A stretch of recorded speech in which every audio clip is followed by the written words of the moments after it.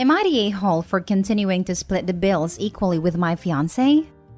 My fiancé, 27 female, and I, 34 male, have been together for about 4 years. We met in college when she was a senior and I was in grad school. We moved in together after she graduated and got a job. At the time, she was making about $75,000 per year while I was making $18,000 per year. We discussed our finances before moving in together and came to the mutual agreement that we should not mix finances and split the bills equally. The rent and utilities was split in half. When it came to groceries and outings, sometimes I would pay for it and other times she picked up the bill.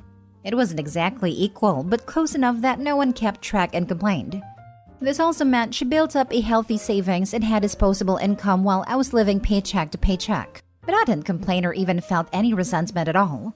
The way I figured it, she worked hard for her degree and job, so she deserved every penny. I also knew my payday would come when I graduate. My payday came sooner than expected, as during my last year in grad school, I stumbled across a long-term problem in my field and came up with a solution that I turned into a patent. The process of building a prototype, testing, and patenting was very expensive, so I barely ate that year and lost about 20 pounds. I threw everything I had into it. When I got a patent pending designation, I showed my professors and one of them hooked me up with someone in the industry. They hired me a month before I graduated and licensed my patent. I've been at my job for a little over a year, and in that time, I've made 7 figures in combined salary and licensing fee. We still live in the same apartment. It's in the middle of our work and right in the heart of the shopping and restaurant district. I still dress the same, but I do have a nicer truck. Nothing crazy, just brand new. The rest of my money is either in investments or working on my next patent project. Which brings us to my problem. Recently, my girlfriend brought up the idea of me paying more of the rent and utilities according to a percentage of our pay.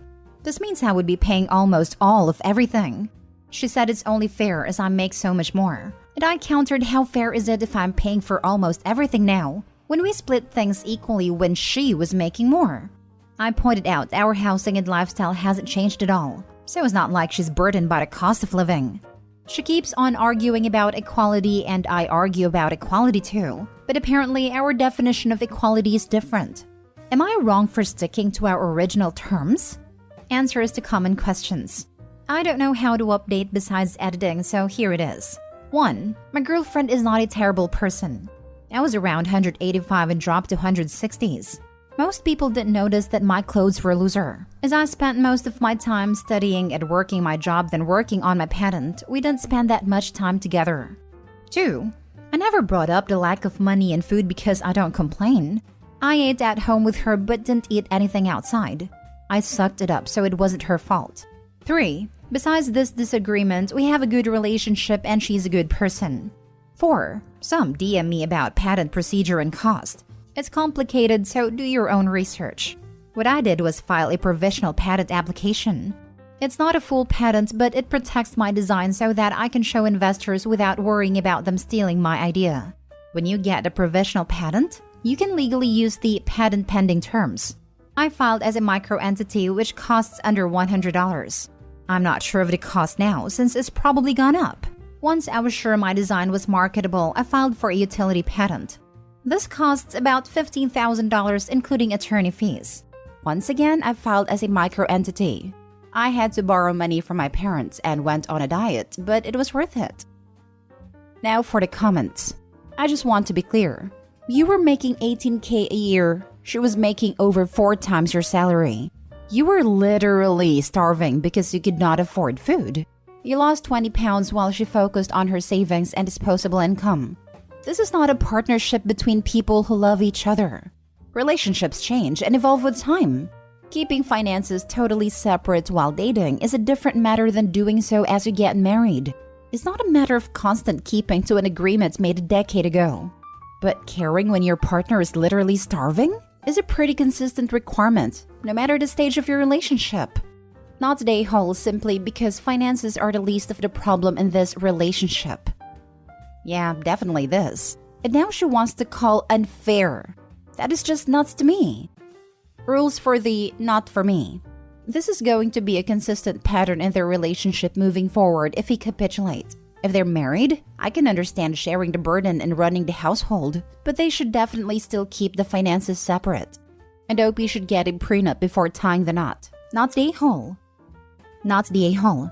If nothing has changed in your lifestyle, I don't see why you should pay more. Sounds like before she was thriving, and now you both are, so you should both be enjoying it. Yeah, if OP wanted to move somewhere drastically more expensive because he could afford it, then it would be the time to revisit the agreement. He was able to barely survive on less than a quarter of what she makes, so she is clearly not burdened by the present arrangement. If he could afford that, then she should be able to afford early retirement if they aren't having kids. OP of course could retire next year and be totally fine, but I don't suspect he wants to. Anyway, girlfriend sounds greedy and uncaring. Not the a-hole. Next story. Am I the a-hole for not giving my wife who doesn't work more pocket money? I, male 27, can't help but feel like an a-hole about the situation, and my wife, female 23, has been calling me an a-hole the whole week. Meanwhile, our close family are taking my side and friends are split. I, for one, don't see what I can do. For context, we live in Europe. The issue is the following. My in-laws have the amount of money they give my wife each month, and she wants me to make up the difference out of pocket. For it to make sense, I have to explain our finances. I am a medical resident. My pay is pitiful, frankly. But it doesn't matter because I have real estate properties and make a decent amount of passive income from rent. My wife does not work because she is still in law school and her time is full between that and taking care of our son, 2-year-old. So here's the situation. 20% of my income goes straight into our savings. This I will not budge on, come hell or high water. About 40 to 60% goes into household expenses. This includes the nanny/housekeeper, food, gas, electricity, and my wife's school expenses. The percentage varies each month, of course, but lately, due to the war, all these expenses have risen, so it's always on the higher side. The rest of the money is split between my wife and I, but not evenly, and here is why. Before we even got married, my wife had an agreement with her parents that as long as she stayed in law school and kept her grades high, she would receive minimum wage from them, so she didn't have to work and could focus on school. When we got married, I promised to give her half of what her parents gave her each month. This way, our monthly pocket change would be roughly the same. This agreement has worked for the past 4 years. Unfortunately, this midterms her grades dropped. They're not terrible, mind you, but her parents have high standards, so until she can get her grades back up in February, they said they'd have her monthly pay. I kept the amount I give her the same. Essentially, she receives minimum wage now. My wife has asked me to increase how much I give her to make up the difference. I refused. And I still refuse, because my income didn't magically increase in a month.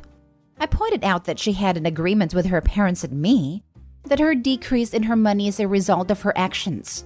I upheld my side of the bargain, and told her she will just have to deal with a little less personal money for a couple of months until she can get her grades back up. I'm 100% certain she can do this. She maintained this isn't fair, and that as her husband, I should take care of her. She said I could just lower how much I keep to myself, or raise the rent since I already rent under the market price. I told her I am not raising rent and leaving people homeless in these uncertain times, and that if I give her more from my own side, I'd almost have nothing left for myself each month. I really wish I could give her more. I do, but I can't magically make more money, and I think I deserve a little for myself as well. In my opinion, her receiving minimum wage without working is enough. So am I the a-hole? Not the a-hole. I felt bad until I read nanny and your wife's school expenses. Frankly, she's an adult, and she's lucky her parents and you are giving her anything. There are people out there studying, looking after children and still have to work. What does your wife need the money for if you're paying for everything else? Right? As soon as I read the title, I was ready to call him an A. The more I read, the more I was surprised by the entitlement of the wife. She basically gets a decent income only to stay in school. Most students don't. Also, please don't say that she gets the income to be a stay-at-home mom because her toddler is only 2. It is clear that she got this income even when she was childless. Moreover, she has a nanny/housekeeper. Also, her reasoning is that you're her husband so you should pay her? And the fact she wanted to raise the rent to people that do work and are likely less wealthy. Sure, it's not easy studying and taking care of a child, but she has all the means to succeed. My mom graduated law school with 2 kids. A job, no housekeeper/nanny, and the highest grade possible. Obviously, not a hole. She is, just for even thinking that. I felt bad for the wife's full plate. Until you said nanny? And housekeeper. I don't disagree with not a hole. However, Opie didn't state how often the housekeeper comes. At their income, I don't think daily housekeeping is an option, so the wife likely has to clean most days. He pays for rent, electricity, gas, food, nanny, housekeeper, and his wife's school expenses, and then gives her half the rate of minimum wage. Why should she get more of his own spending money than him if he's also paying for everything? If she has to do laundry and clean up a little clutter and get an allowance, she's getting an amazing deal. Next story. Am I the a-hole for not giving my sister 50% of my small business? I started a small business in July 2020, and about 8 months in, I hired my older sister to do some administrative work for me. She had recently had a baby and was not planning on returning to work but still needed a little money. So she asked if there was anything she could do to help the business, and I said yes. Her responsibilities included answering some emails, organizing existing spreadsheets, and reaching out to other business, which was her background, though none of the reaching out led anywhere. She clocked about 5 to 8 hours of work per week, and I paid her $25 per hour. I still created a product for the client, answered follow-up emails from the client, handled the financials, and ran the social media and website. About a year in, we decided to do a rebrand. We hired someone to make a new logo, and I built a new website. About 5 months before the launch of the rebrand, she asked if we could get something in writing, an employment contract. It also expressed an interest in owning a part of the business. I told her we could definitely get something in writing, and I would think about the part ownership. 3 months later, I suggested a 70-30 split, to which she disagreed. She said she was looking for a 50-50. I said I was definitely not comfortable with a 50-50, and the highest I would ever go would be 51-49. She responded with, "What's the point of being part owner when your decision would still be the final say?" Again, I told her I would think about it. 2 weeks before the launch of the rebrand, I was talking to my husband and made a comment about having to give her 50% to keep the peace. He advised me to write down my financial contribution to the company versus hers. Obviously, the financial, let alone time commitment, was staggering. I presented her with a spreadsheet of tiers to buy into the company. 10% for free, and then tiered payments all the way up to 49%. She was very angry, saying that I had blindsided her, betrayed her, and even went as far to say she built my business. I've apologized for not bringing it up until the week before the launch, but she refuses to speak to me. She refuses to come to family Thanksgiving or Christmas, and it's tearing my family apart. Now for the top comments. Not the a-hole. She was an employee. You paid her a wage to do a job. You have the financial interest in the company. If she hasn't invested her own money, why does she think she's entitled to any form of ownership interest? Oh goodness. Why in the world did you offer her 49%? This is where you let it get cloudy because she's your sister. She did hourly work for an hourly wage. I would take all of that off the table. If you want to sell her some interest in the company, go ahead. But you already got a taste of what this will be like. Exactly. Had this been anyone else asking for a share in the business, would Opie have done this? Not the a-hole. And if she feels this entitled now, how will she be like if she gets a share? Opie should completely sever business ties with his sister. Edit, and if greedy and entitled sister still has access to any of the systems, email/website accounts, bank access, etc., kick her out immediately and change passwords. Secure those things before she helps herself to them or make a mess in there. You know she'll hide behind family to avoid prosecution. And if you're feeling this badly about not giving her shares that she hasn't earned, I doubt you'd file charges against her if she steals from you or ruins your business's reputation. Yep, employee share ownership is a thing some businesses do where I live, but I can tell you now that I wasn't given 50% of the shares. I purchased my shares in the same scheme every other employee can use, and it was a lot less than 50% of the shares just for turning up as just an employee, not an owner or investor.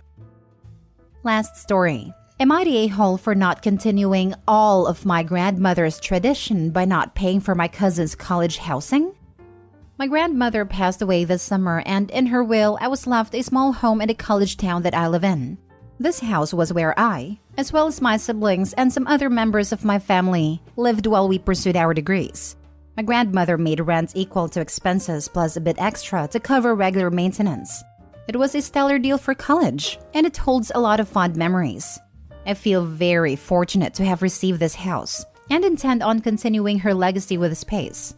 I have told my family, there are 4 remaining cousins who are not college-aged yet, that I intend on continuing renting the house out at cost to family members if they chose to pursue a degree at the college where this house is located, or if they choose to take a job in the area during their college-age years. Here is where the dilemma comes in. When I made this announcement, I received a call from a cousin who is currently attending a different college that is nowhere near the home I inherited. She wanted to know how much I intended on sending her for her housing when she moved off campus next fall, as my grandmother did give some money for her grandchildren who chose not to go to college where the house was. Not nearly enough to make the deal that the house was, but from my understanding, it was equal to a couple $100s a month. And when I told her I was not planning on sending any money for her housing, she went off screaming that I was disgracing my grandmother's legacy, and that grandma would have wanted me to fulfill the entire legacy of college housing generosity. I am not a wealthy person. I did not receive any money in the inheritance, just the house. And even that, I have had to spend a fair amount of money in repairs to get home back to the prime condition, as non-family tenants had moved out during her passing, and they took advantage of the lack of supervision during the legal red tape surrounding the house. So I told her that even if I wanted to fulfill the whole legacy, I didn't have the money, and that was it. Now I have family members calling, stating that I am now forcing their children to choose this school near the house when everyone else got to choose. I feel guilty, but it's not like they can't go to another school. They will just have to pay for 100% of their housing. Am I the a-hole? Not the a-hole. You are carrying on a part of the tradition that she left to you, period. If your grandmother wanted you to send your cousins money, she needed to leave you a bank account of money with which to do it. After the repairs are paid off, if you are actually making money off the house, you can revisit using that money to restart that other part. But that's clearly not happening right now. Presumably, she did leave money split up between many people, but it's harder to convince a group of people to pay a little bit than to use group pressure to harass one person into paying for it all.